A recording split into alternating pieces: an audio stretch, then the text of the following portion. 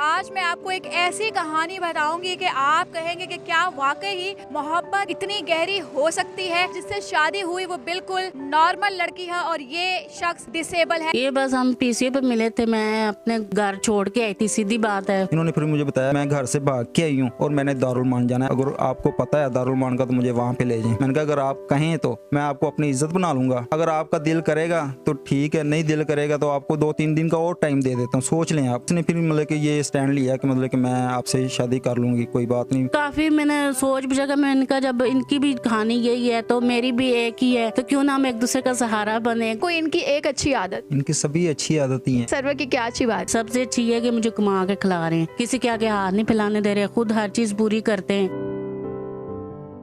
अस्सलामुअलैकुम जी, voice of Pakistan के साथ मैं हूँ आपकी मेज़बान मरियम इकराम जी। नाज़रीन, मोहब्बत भरी कहानियाँ तो बहुत सुनी होंगी, मगर आज मैं आपको एक ऐसी कहानी बताऊँगी कि आप कहेंगे कि क्या वाकई ही मोहब्बत इतनी गहरी हो सकती है।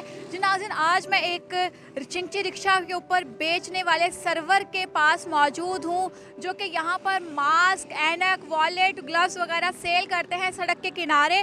और कहानी कुछ इस तरह से है कि पिछले 12 साल पहले इनकी शादी हुई और जिससे शादी हुई वो बिल्कुल नॉर्मल लड़की है और ये शख्स डिसेबल है। जैसे कि बड़ा बड़ा करके लगाया भी हुआ है कि माजूर हूँ, कोई चीज़ छीनकर मत भागें, क्योंकि खुद ये भाग नहीं सकते पीछा करने के लिए। आज़ाद कश्मीर से आई लड़की से किस तरह से इनकी शादी हुई, लव मैरिज है, अरेंज मैरिज है, ये जानेंगे इस वीडियो में। क्योंकि मोहब्बत को निकाह का नाम दिया और अभी तक बहुत सक्सेसफुली इनकी शादी जा रही है। जो इनकी बेगम है वो दारुल ईमान में जाने के लिए लाहौर आई थी। उनको क्या मुश्किलात का सामना था कि आज़ाद कश्मीर छोड़कर दारुल ईमान आ रही थी, तो रास्ते में ये मिल गए और इनसे शादी हो गई। हमारे साथ रहिएगा, जानते हैं। जनाज़े इस वक्त हम मौजूद हैं सरवर के घर पर, जहाँ पे उनकी जोजा भी हमारे साथ मौजूद हैं, कलसूम, और माशाल्लाह 3 फूल जो इस मोहब्बत के खिले हैं वो भी हमारे साथ मौजूद हैं। माशाल्लाह 2 बेटियां हैं और 1 बेटा है। और इनकी कहानी क्या है और किस तरह से शुरू हुई, सबसे पहले तो हम कलसूम पे पूछेंगे। अस्सलाम वालेकुम। वालेकुम सलाम। कैसी हैं आप? अल्हम्दुलिल्लाह, आप सुनाएं। अल्हम्दुलिल्लाह। कलसूम, मुझे ये बताएं कि कितने साल हो चुके हैं शादी को? अभी 12-13 साल हो गई हमारी शादी को। 12-13 साल। तो ये मोहब्बत की कहानी शुरू कैसे हुई?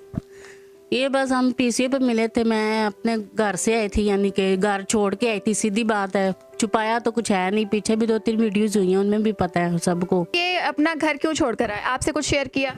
जी, इन्होंने मुझसे शेयर किया था कि मतलब कि मेरे घर में जो है ना, मैं यहाँ पे रहती थी, मेरी वालदा जो है मुझे वो मतलब कि वो तो संभाल नहीं सकी थी। मेरा जो वालदा है उनका जो ज़हनी तवाज़ुन है वो ठीक नहीं था, ठीक है। और मुझे उन्होंने चाचू के घर में छोड़ा हुआ था और चाचू के मतलब कि घर के काम वगैरह भी मैं करती थी, सारा करती थी, लेकिन फिर भी ना वो खाना टाइम पे देते थे और ना मुझे कोई अच्छे से मतलब कि सही रखते थे घर में, ठीक है। और दूसरी बात ये है कि इसने मुझे बताया था मतलब कि ना जो मेरा चाचू है ना वो मुझ पर बुरी नज़र डालता था। और मुझे उधर वहाँ पे ना मतलब किसी रिश्तेदार ने कहा था कि आप ना दारुल मान में जो है ना औरतों को तहफ़्फ़ुज़ मिलता है, ठीक है, लाहौर में आप चलिए तो उधर आपको तहफ़्फ़ुज़ मिलेगा दारुल मान में। ये जब लाहौर में आई हैं मतलब कि उधर बत्ती चौक उतरी हैं, लोगों ने कहा था तहफ़्फ़ुज़ मिलेगा, सरवर नहीं मिलेगा। ये मुझे तहफ़्फ़ुज़ से सरवर तक की बात बताएं। ये वही मैं बता रहा हूँ कि ये जब उतरी है ना वहाँ पे पीसीओ पे उतरी है, हमारे पीसीओ के पास ही मतलब कि बस स्टैंड है, ठीक है, वहाँ पे उतरी बस स्टैंड से और उधर खड़ी हो गई थी फुटपाथ के ऊपर, ठीक है। और उधर अक्सर ज़ाहिर सी बात है जब कोई भी अकेली और लड़की वगैरह कोई खड़ी होती है ना, या औरत कोई खड़ी होती है, तो उनके पास ऐसे मतलब कि लोग आना शुरू हो जाएंगे, आपने किधर जाना है, कहाँ जाना है। इसको मतलब कि ऐसे लोग तंग कर रहे थे और ये कभी उस तरफ देख रही थी, कभी इस तरफ देख रही थी। तो मैंने सोचा, मैंने कहा इनको कोई परेशानी कोई लेने आ रहा है, कोई सौ मसला भी हो सकता है। तो मैंने बच्चा भेज कर इनको अपने पास बुला लिया। मैंने कहा बात सुने, आप क्या मसला कोई लेने आ रहा है आपको, कि क्या परेशानी कोई मसला आप मुझे बता दें। इन्होंने मुझे फिर बताया मतलब कि मैं कोई मुझे लेने नहीं आ रहा, कोई कुछ नहीं है। तो ये भूखी थी, दारुल माही जाने के लिए, गर्मी का दिन था और प्यास भी इसको बहुत लगी। इन्होंने कहा मुझे पानी पिला दें। जब 12-13 साल हो गए, उनको अभी तक याद है गर्मी का दिन था और इनको प्यास भी बहुत लगी हुई थी। जी। तो उसके बाद मैंने इनको बिठा के पानी वगैरह पिलाया और फिर मैंने पूछा इनसे कि आप बताएं आपने कहाँ जाना है और मतलब क्यों आई हैं घर से, ये क्या मसला है। इन्होंने फिर मुझे बताया, सीधी बात बताई इसने कि मैं घर से भाग के आई हूँ और मैंने दारुल मान जाना है, आप अगर आपको पता है दारुल मान का तो मुझे वहाँ पे ले जाएं। आपकी बहुत मेहरबानी होगी। तो मैंने बिठाया इनको, थोड़ी देर बिठाई वगैरह, मतलब कि गपशप थोड़ी सी मैंने इसको मतलब बताया ना, मैंने अपनी स्टोरी भी बताई इनको कि मेरे वाल साहब ने मुझे ऐसे छोड़ दिया, हम भी 3 भाई हैं, तीनों ही मजदूर हैं, और इसकी वजह से हमारे वाल साहब ने वालदा को भी डिवोर्स दे दिया। तो मैंने इनको सारी बात बताई अपनी, ठीक है। इन्होंने कहा कि आपकी बहुत दुख भरी कहानी है वैसे। अच्छा, ये सारा कुछ पीसीओ पे ही हो रहा है? ये पीसी पे हम बैठ के ना, कैबन आगे रखा होता, वहाँ पे साइड पे बैठे होते थे, तो थोड़ी सी बात इतनी सी हुई है हमारे साथ। मैंने इसको फिर भी ना, मैंने कहा कि आप दारुल मान अगर जाना, क्योंकि मैं तो अभी ये पीसीओ के ऊपर ड्यूटी कर रहा हूँ, मैं इसको छोड़ के तो नहीं जा सकता अभी, ठीक है। आप ऐसा करें, मेरे फैमिली है इधर, मेरा तैयबू का बेटा था वो उधर, उसने मतलब कि फैमिली रखी हुई थी अपनी, ठीक है। मैं क्या, आप उनके घर रहें, ठीक है, सुबह आपको मैं छोड़ दूँगा दारुल मान, ठीक है। वहाँ पे मतलब कि इनको उसके घर में लेके गया हूँ, उधर मतलब बिठाया, रात रखे हैं, ठीक है। उसके बाद दूसरे दिन आगे से ये बात हुई, मैंने इनसे पूछा, मैंने कहा अगर आप कहें तो मैं आपको अपनी इज़्ज़त बना लूँगा, ठीक है। और मैंने भी अल्लाह को राज़ी करना है, अगर आपका दिल करेगा तो ठीक है, नहीं दिल करेगा तो आपको 2-3 दिन का और टाइम दे देता हूँ, सोच लें आप। मैं जैसा भी हूँ, जो भी हूँ, आपके सामने हूँ, कोई छुपा नहीं है, कोई कुछ नहीं है, ठीक है। इन्होंने 2-3 दिन बाद मतलब कि सोचा वगैरह कि जब मतलब कि दारुल मान में भी ऐसे ही लोग होते हैं, ठीक है, हर हरकत होती है दारुल मान में भी। तो इसने फिर मतलब कि ये स्टैंड लिया कि मतलब कि मैं आपसे शादी कर लूँगी, कोई बात नहीं, इंशाल्लाह तो मैं आपकी शादी करके और आपके साथ निभाऊंगी इंशाल्लाह। आपकी उम्र क्या थी जब शादी हुई? तकरीबन मेरी उम्र थी तकरीबन 17-18 साल उम्र थी। और आपकी उम्र क्या थी? मुझे तो अपनी उम्र का पता ही नहीं। सीधी बात, ये पता होता है पेरेंट्स को, या वो जो कहते हैं ना जमन पर्ची, वो हो तो इंसान को पता होता है। वो ना तो मेरे पास है, ना मेरे माँ बाप ने मुझे बताया कभी कि कितनी उम्र है। सीधी बात है, मुझे अपनी उम्र का अंदाज़ा नहीं है। आप मुझे ये बताएं, कलसूम, आज़ाद कश्मीर खूबसूरत शहर को छोड़कर लाहौर के अंदर आना, इतने गैर लोग हैं, किसी को जानती नहीं है, पीसीओ पे एक शख्स मिला, उसके घर आप चले गए, उसके बाद उससे निकाह की बात हो गई, तो ट्रस्ट कर लिया आसानी से? क्योंकि अपने रिश्तों ने ही बहुत से धोखे दिए थे आपको। आप ट्रस्ट करना पड़ता है, क्योंकि देखें ना, अगर कोई आपको टच नहीं ना करता या कोई ऐसी हरकत आप ना देखें, ज़ाहिर है दुनिया तो देखी होती है, अगर आप देखें कि ये इंसान आपके साथ मुखलिस है या आपको कोई गलत हरकत नहीं कर रहा, तो फिर ट्रस्ट करना पड़ता है। 2 दिन में आपने ये ट्रस्ट कर लिया? 2 दिन में ये कौन सा मेरे पास रहते थे, ये तो ड्यूटी पे चले जाते थे ना। तो उसके बाद इनके रिश्तेदार भी आए थे, तायबू के बेटे आए, इनकी भाभी जो आई, तायबू की जो बहू है वो आई, उन्होंने भी मुझे बताया सब कुछ इनके बारे में कि ये ऐसे है। और जो इनका तायबू का बेटा इनके साथ काम करता था, उसने भी मुझे बताया कि आप ही दारुल मान में ऐसे होता है। सीधी बात है, मुझे नहीं पता था, मैंने तो किसी से सुना था कि जी दारुल मान में तहफ़्फ़ुज़ मिलता है, इसलिए मैं वहाँ से घर से कदम निकाल के मैंने कहा चलो यहाँ की ज़िल्लत भरी ज़िंदगी से बेहतर है बंदा किसी इज़्ज़त जगह पे चला जाए जहाँ पे कम से कम इज़्ज़त तो होगी, अपनी ज़िंदगी इंसान जिएगा।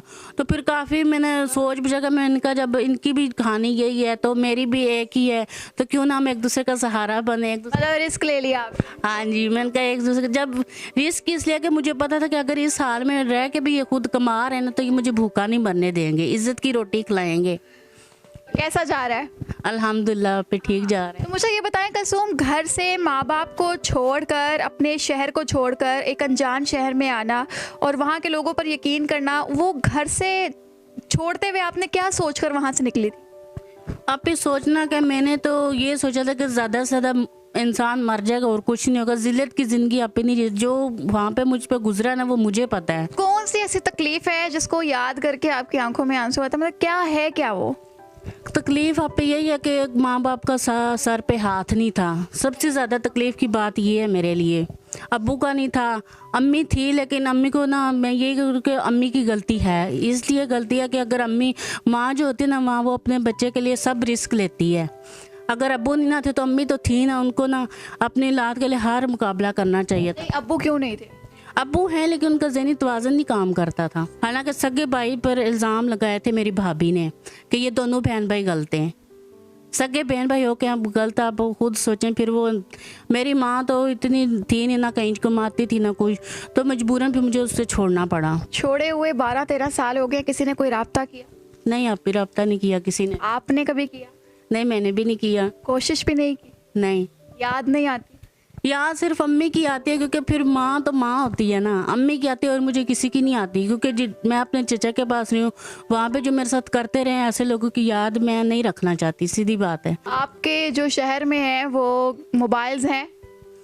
मोबाइल्स हैं, क्यों नहीं है हर। मतलब अगर इस इंटरव्यू को देखने के बाद आपकी माँ आपसे मिलना चाहे तो क्या करेंगी? तो वो उनकी मिलना चाहे यहाँ पे, मैं उनसे ये तो नहीं कहें कि ना मुझे मिले, मेरा भी आखिर दिल करता है। अब मैं माँ बनी खुद, मुझे एहसास होता है कि एक मिनट भी मेरे बच्चे मुझसे दूर हैं तो मुझे अजीब सी उलझन होने लग जाए, मैं फ़ौरन कहती हूँ कि मेरे पास हों। ज़ाहिर है वो माँ याद आती हो कि मिलें, सो अगर वो आना चाहती है मैं किसी को नहीं रोक सकती।